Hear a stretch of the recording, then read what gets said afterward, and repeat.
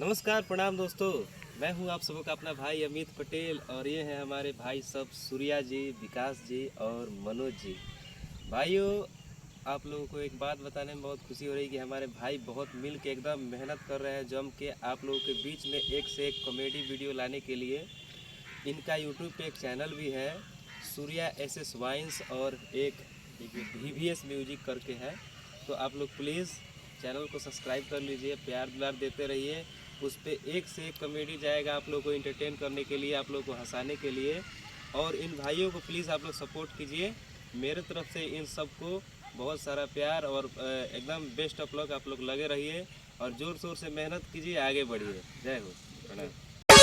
भले बड़ो करिया बाकी बड़ो गलम बढ़िया, भले बड़ो करिया सुनी राजा न बनाई ढेर इंस्टा पे रील हो, न छछु नरियन के आ जाई दिल हो, न छछु नरियन के आ जाई दिल हो, न छछु नरियन के। सुनो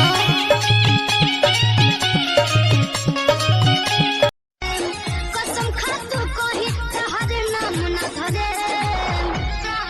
ए जान प्यार कइले बानी ऐसन काम ना करे, रानी तोहर नाम बदनाम ना करे।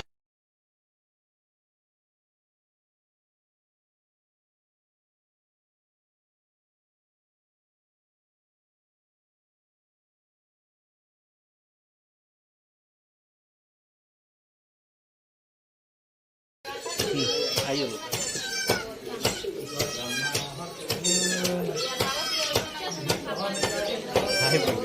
ठीक है दोस्तों, बाय बाय। आप लोग आते रहिएगा ऐसे ही।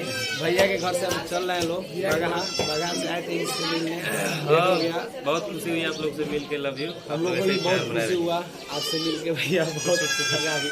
चल रहे हैं लोग।